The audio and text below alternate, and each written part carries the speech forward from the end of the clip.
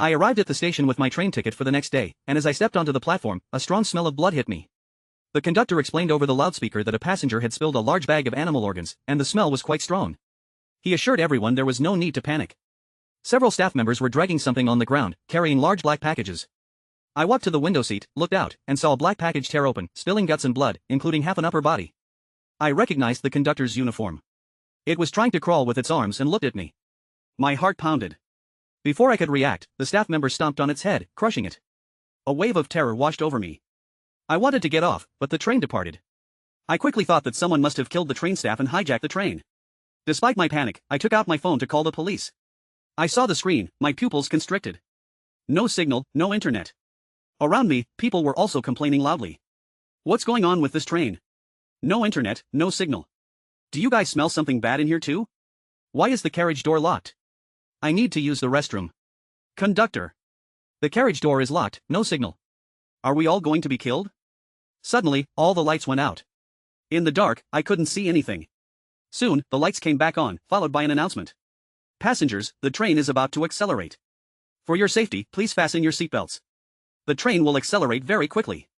If you don't want to die, please don't stop in the aisle. Train acceleration, countdown 10 minutes, 5 minutes. Starting now. The announcement ended, and the small screen above the carriage door began its countdown. I wasn't panicked by the countdown. High-speed rail is safer and more stable than cars and planes. I was more worried about what I had seen at the station. A middle-aged man in a gray worn cotton coat next to me suddenly spoke. Young man, it's safer to fasten your seatbelt. I warily looked at the man. He had an ordinary appearance but a scar on his face. Generally, high-speed rail doesn't require seatbelts, but there are special circumstances like strong winds, heavy rain, earthquakes, or train malfunctions. I used to be a railway worker, so I know a bit. I still didn't move. It was absurd, but I suspected the entire train had been hijacked. I doubted everyone's identity. What if the hijackers tampered with the seatbelts? If I fastened it, I would be at their mercy. Just then, 2 children started making noise in the carriage. I want to play, I want to play. Give me your phone. The 2 boys were thrashing around in their seats. Their mother seemed annoyed and said, how about this? You 2 race, let's see who's faster. The boys found the race interesting and left their seats, running back and forth in the aisle, pushing each other. The whole carriage was filled with their shouts. They occasionally bumped into passengers. The train countdown continued, and the boys kept running wild, getting bolder.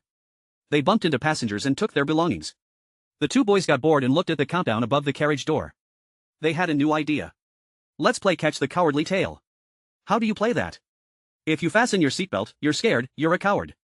Then the 2 boys started randomly looking for people with seatbelts, pulling on their seatbelts and clothes. Many people reluctantly unfastened their seatbelts. Hey, I think that big brother is also a coward. The 2 boys then turned their attention to me and ran over. I didn't want to provoke them and was about to unfasten my seatbelt when the man next to me suddenly reached out and stopped them. The train countdown will end. Playing in the aisle is dangerous. The man was tall. His big hands were covered in calluses, his face had a beard and scars. He wore a worn-out coat. The 2 boys froze, a little intimidated. Their mother, seeing this, stood up abruptly, hands on her hips. Who's bullying my kids? Now. You're a big person, acting like a child. Don't you have any shame?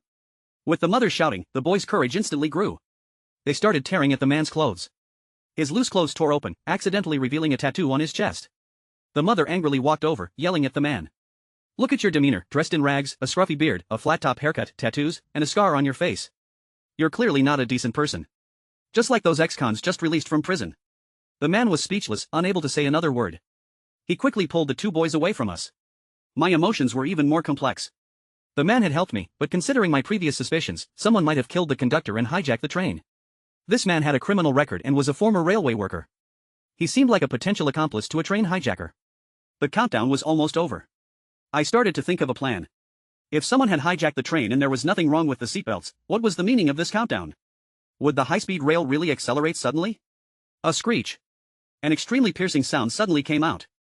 Everyone in the carriage covered their ears.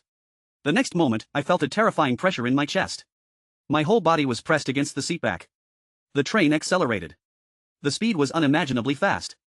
So fast that I felt the train would break apart at any moment. The 2 boys were instantly thrown backward, hitting the glass door at the back of the carriage, shattering into 2 bloody, unrecognizable masses. I tried to turn my head against the immense pressure, looking out the window. The speed was so fast that the scenery outside was a blur. My head became dizzy.